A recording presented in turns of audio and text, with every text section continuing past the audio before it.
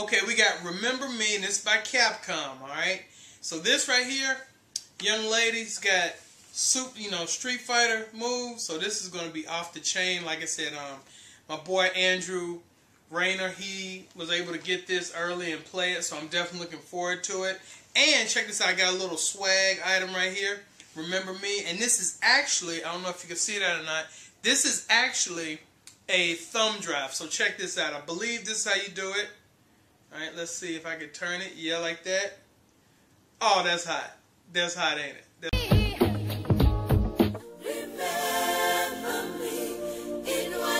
Salut, c'est Cyprien, je suis avec Squeezie et on se retrouve sur... Voilà, un jeu édité par Capcom et développé par Dontnod, un studio français. Exactement, un studio français. Et qui sort le... Hi, my name is Jean-Max Morris. I'm the creative director on Remember Me, and we're here at GDC in San Francisco to talk about the game. So John, what were some of your goals heading into this game? So our goals going into this game was to create a third-person action-adventure game set in near Paris 2084, a futuristic version of our hometown, Paris, and have this wonderful story of Nélin, our main character, setting out to discover who she was, because at the beginning of the game she realizes that she's had her memory erased and she embarks on a quest to get it back, and she will soon discover that she has elite memory hunting capabilities, which you have seen in our demos. What were some of your inspirations when creating this game? So the reference game is one that's pretty dangerous to play when it comes to citing video game references as a video game developer, but definitely from the science fiction realm of things, you know, we drew a lot of inspiration from Philip K. Dick's works, from movies like Strange Days, Memento, even things like the Butterfly Effect, because there's this idea in our memory remix capability, that ability that you can change the world by just changing a detail in one's memory. And as far as, well, video game references, I think the kind of look and feel of our third-person action-adventure gameplay speaks for itself. So how do you feel that the mechanics in this game will push the game industry forward? Oh, that's a very good question. We tried to develop Remember Me as a game that had a very well anchored recipe that was very accessible for people who have been playing games in the past few years. So it's really grounded in third-person action-adventure codes, like, you know, with the kind of split between action, combat, and then adventure, puzzles, that kind of thing. But then we drew upon that to develop themes that are, you know, very seldomly explored in video games, and that's the world of identities, memory, intimacy. So that's something that we developed with the kind of extrapolation from social networks trends today into the future in 2084. So from a narrative perspective, we're really exploring a new ground, and from a gameplay perspective, we have two very innovative gameplay abilities, which are, one, the ability to remix memories, which is to dive into a character's memory and change just a few details that will, in the butterfly effect manner, affect the person's personality and in turn the game world. And we have this ability to customize your own combos in the Combo Lab with millions of possibilities. So that's, you know, I'm very excited about bringing this to people.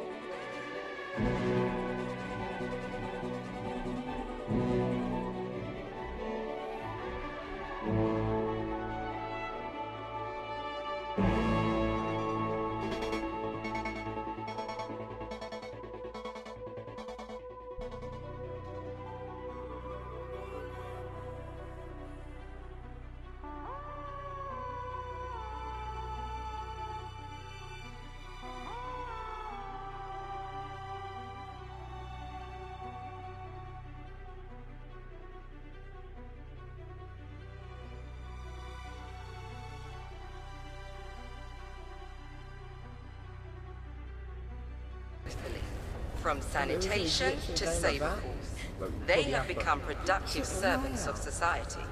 The Reconversion Project by Memorize, humane responses to barbaric perils. No.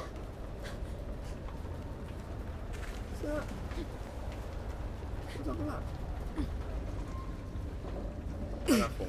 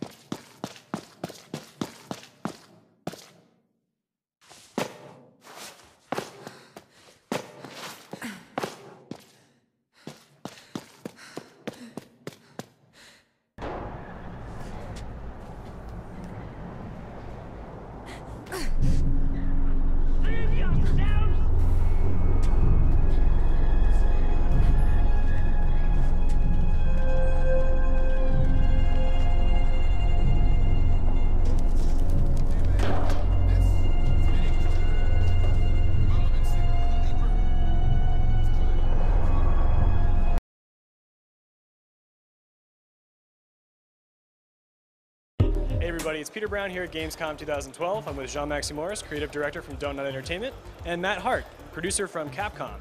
And so we wanted to talk a little bit today about Remember Me, the new title that was announced during the press conference. So a lot of people are wondering how Capcom and you guys got together to publish this game. Can you give us a little bit of insight into? Yeah, sure. I mean, as you know, Capcom have been looking to enjoy relationships with Western developers as part of our global strategy. And we got to see Remember Me at the last Gamescom last year and moved heaven and earth to secure a relationship with the Don't Nod team. Everything that we saw excited us, gave us a really firm belief that this was the kind of game that would, really build our portfolio and strengthen our portfolio. And we felt that we could bring something with the Capcom brand to the game as well. And it's a real coming together. It's a really happy relationship we've got. So yeah, I could go on a little bit. I'm really excited about working with Jean-Max and the rest of the guys, and I'm really excited about the game. Welcome back, you guys. This is bishopshattavlog coming to you with another unofficial review. This is going to be about the game that everybody completely forgot about. I actually forgot about it. I forgot that it was coming out this month. I was scrambling. I was like, wait a minute, this game is out? Really? I don't remember that. I was hoping that it was going to be a demo. Back to this game. This game is just laughable.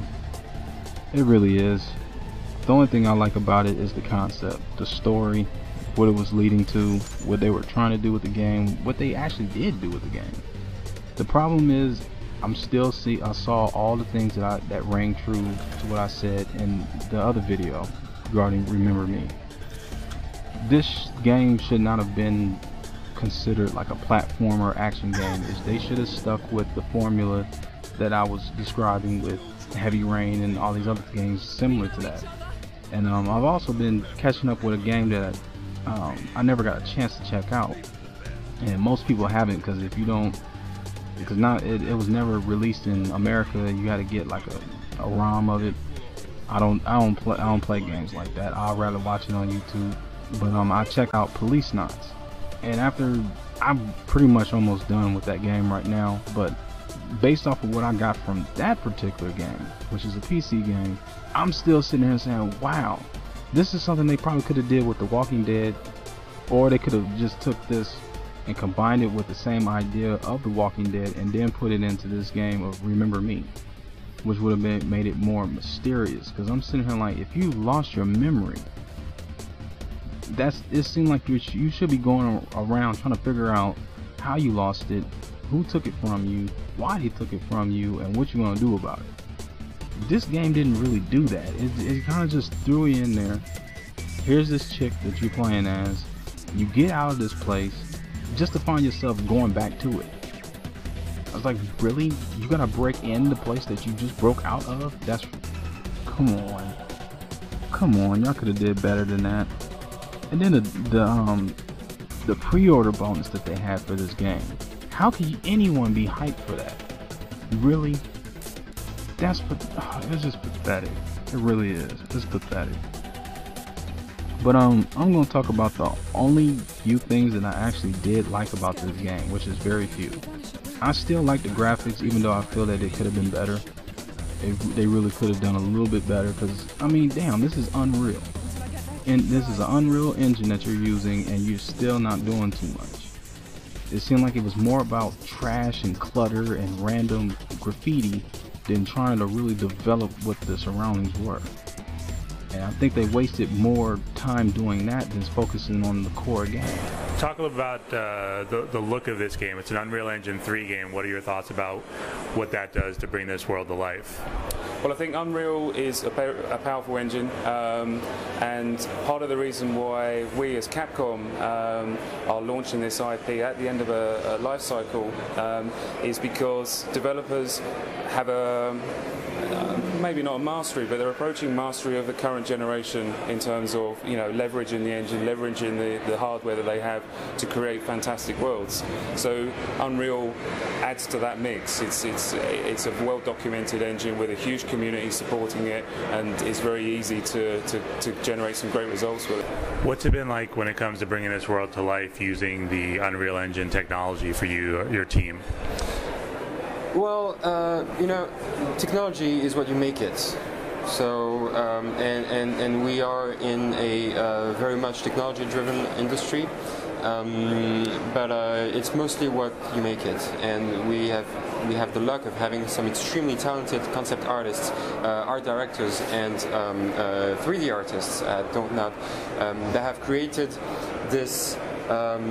This wonderful, contrasted, colorful world that is the world of Neo Paris with the Unreal Engine, and making it look very different from other games on the Unreal Engine, proving that, you know, it's really about what you do with the technology, you know, and if you want to follow a trend, it's not an Unreal trend, it's just a trend of creation that you're following, or art direction, but there are other trails to follow. And I'm not saying those other ones are bad, it's just, you know, you can have all kinds of different stuff with the same engine.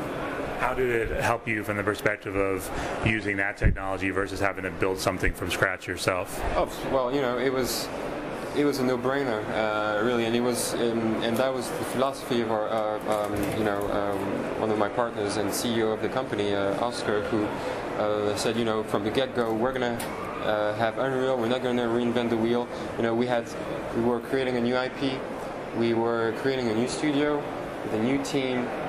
If we had added new technology to that, well, I can assure you, wouldn't be here today. So, you know. And again, I think this industry needs to be content-driven, and technology, of course, is extremely important, but it's there to support the content, and that's exactly what Unreal has allowed us to do. But I still like the visuals, I really do. I think that is probably one of the saving graces of this game, is the visuals. The way it looks, the concept art, all of that, that's good. I really do enjoy it. Now, anything else outside of that, I barely like it. The combat music, not only is it redundant, but it's not catchy. It's not something that you can't wait to hear it again. It's like a cross between dubstep and something else. I can't really describe it. It's pretty bad. Even for a futuristic sci-fi, whatever you want to call this game. It's not that good at all.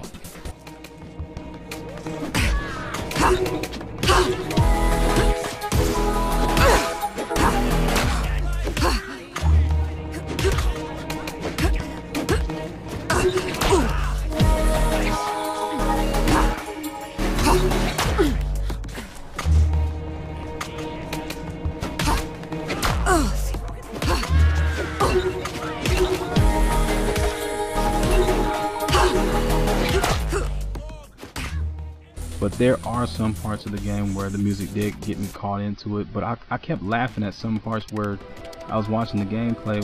The guy would go in one direction, it would cue the music. If he forgot something and went back, the music would just stop. And I'm like, what? What game does that? Like, seriously. No, I didn't understand that. And then when he came back, oh, it faded right back in. I was like, that's... it doesn't make any sense. It really doesn't. But the music could have been a bit better. Even though I appreciate some of it. Not all of it. But it could have been better. We might as well just go to the things that they got wrong. Like we've already stated, pre-order bonus, that was pathetic.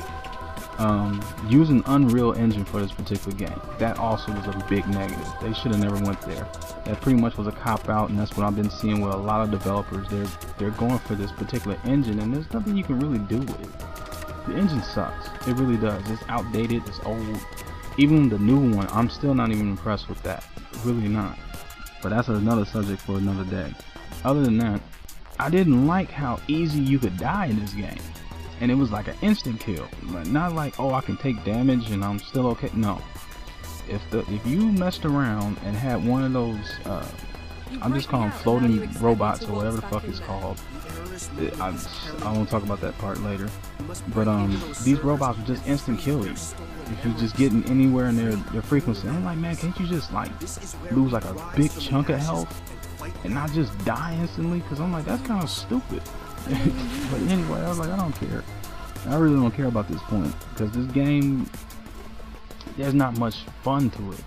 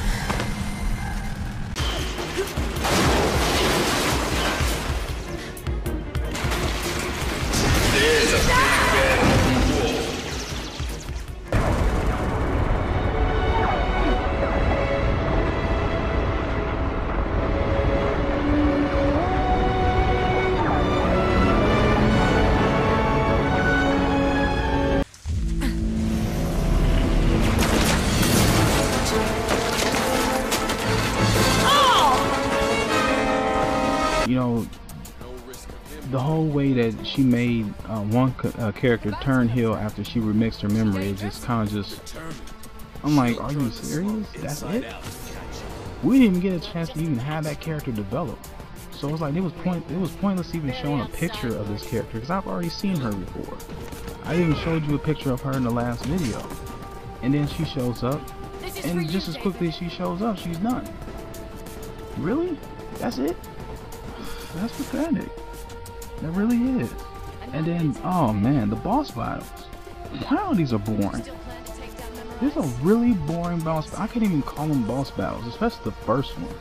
The first one's pathetic. Then when you get stronger, it becomes even more pathetic. Like, basically, you can just shoot all day.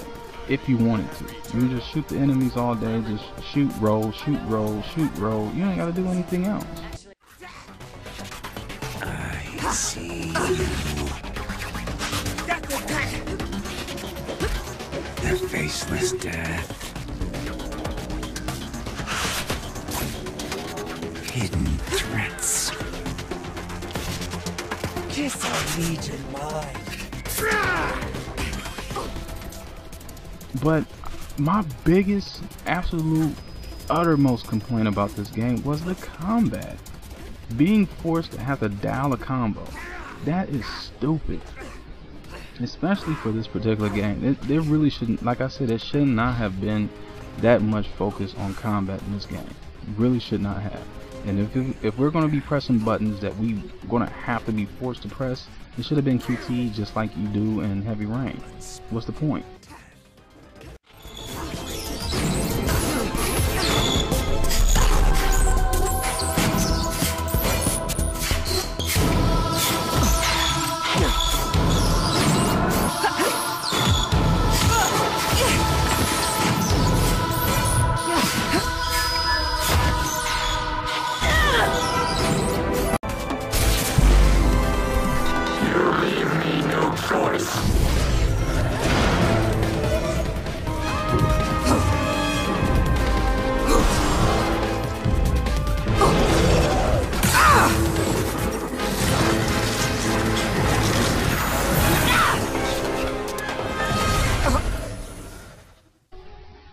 What's the point of making us choose what to do?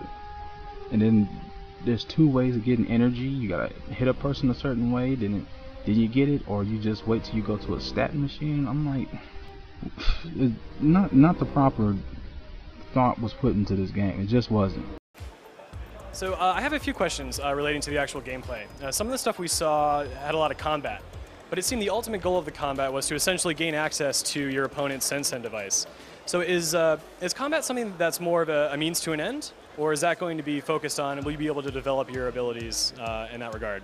So there's going to be various layers to the combat. So what you saw in the demo yesterday was first the core of the combat, which is an easy to pick up melee combat system with combos, dodging moves, and finishing moves, the memory overloads. Then you saw there was a second layer of depth to the combat, which was what we call the S presence. It was that wheel, you know, in the interface that was displayed at some time, and so Nilin has a set of special powers that she can unleash to turn the tide of battle.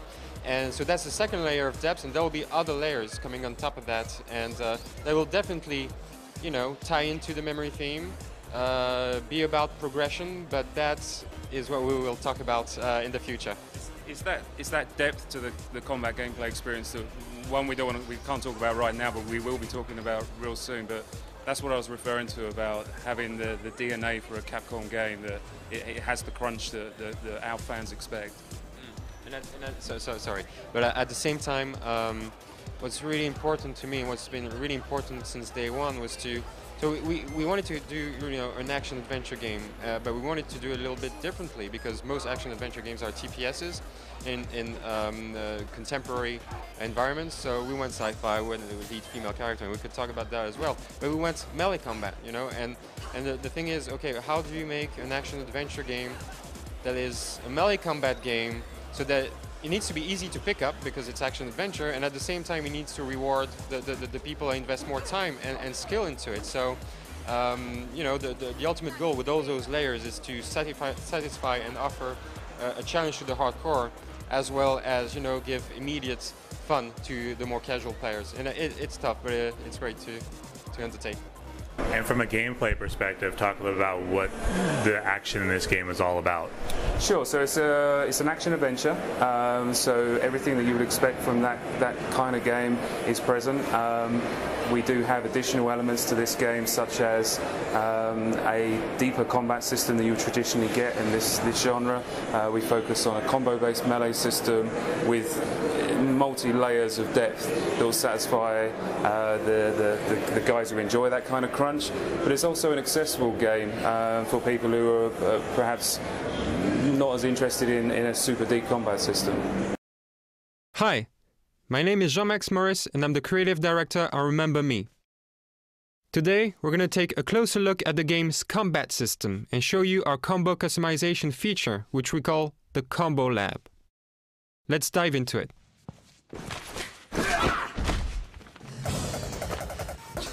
The glitches on the screen indicate that Nilin is dangerously low on health.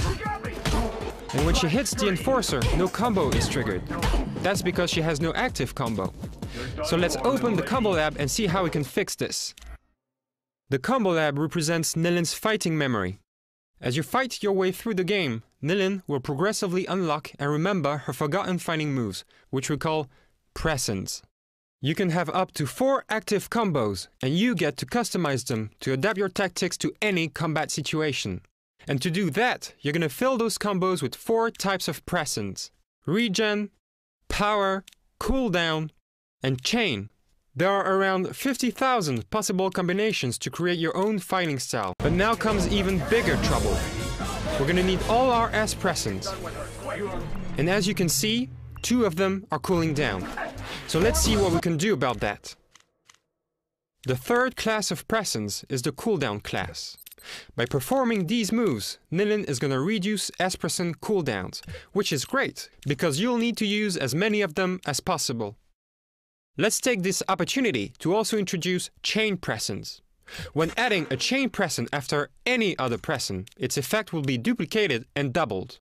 And of course, you can put several chain presents in a row, further multiplying the effect. Now let's finish the fight.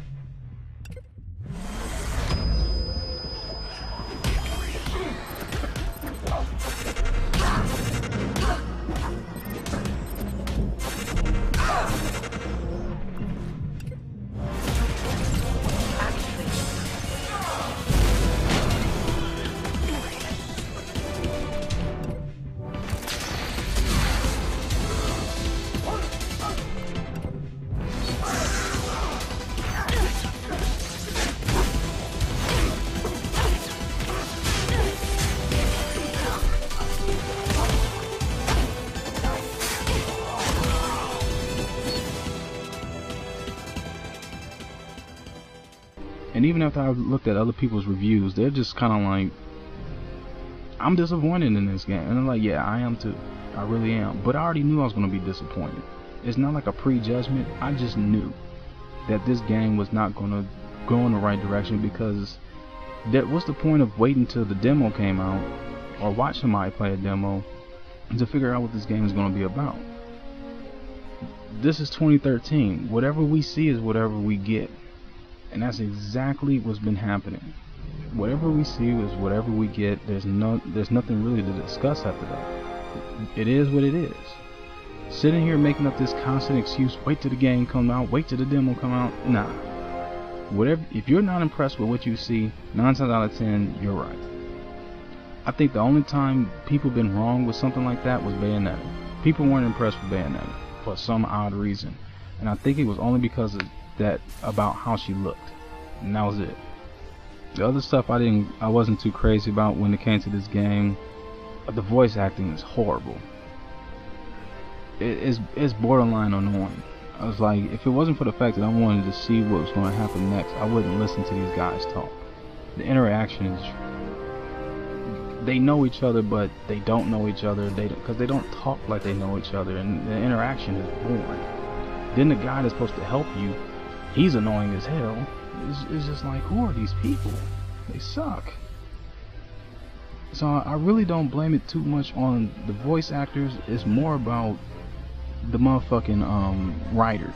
The writers didn't put too much thought into the actual vocal part. You know, the interaction between these characters. The interaction is pretty bad.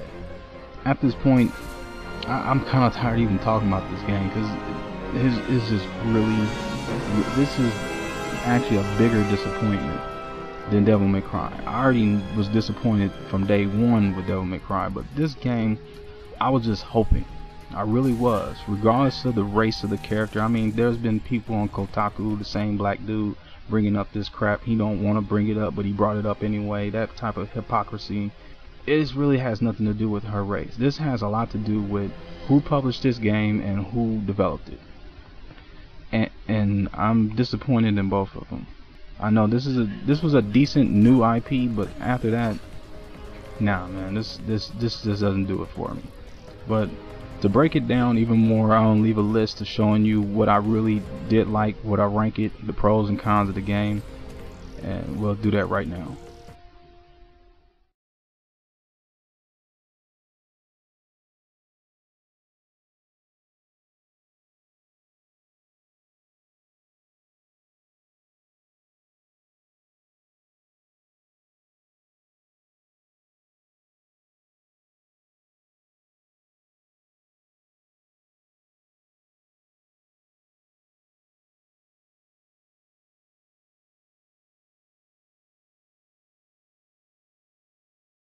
you talk a little bit more in depth about the protagonist and what you feel separates her from past female protagonists we've seen in video games?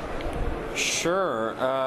So that's a very good question. So basically, first of all, I mean, when you work in the games industry, there's this kind of I don't know. It's like this legend that female characters cannot succeed. With just a few exceptions that just are there to confirm the rule.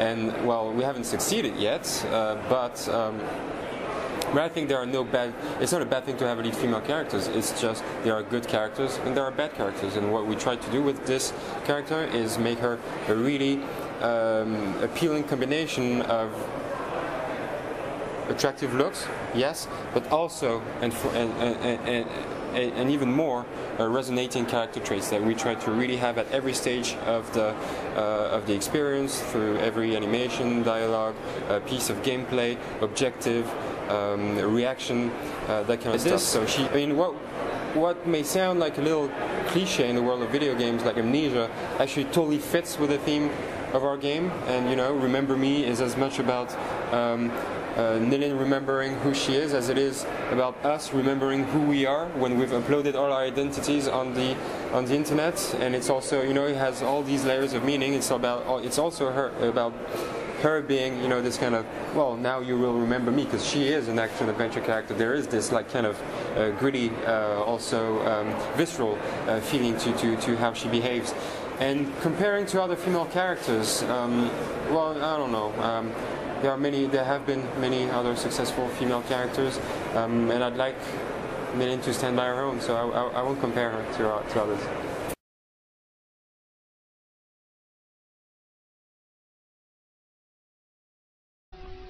Well, there you have it. This is my unofficial review for the game Remember Me.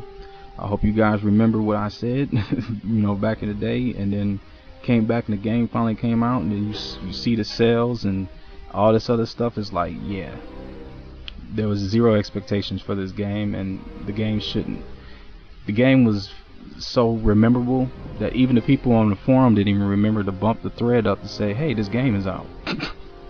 Everybody forgot about it that quick. But other than that, I'll catch up with you guys later. Probably my next video is going to continue with the project that I have. If you haven't been checking out my project, which is called There's Nothing New Underneath the Sun, I really hope you check it out. This is very important, and it's really not just about me. This is more about the people that's in the situation. So please check that out. As soon as you start talking about entering people's minds, people think Inception, but are there any kind of parallels to what's going on? I know that Jean-Max was both surprised and a little bit happy that Inception came out. He was surprised because when he was sitting in the cinema, the game had already been in development for a couple of years in terms of developing the idea and the concept of the game, and he quickly realized that using Inception as it's like Inception but with memories. It makes it a lot easier for people to understand the concept. So no, Inception's a great example.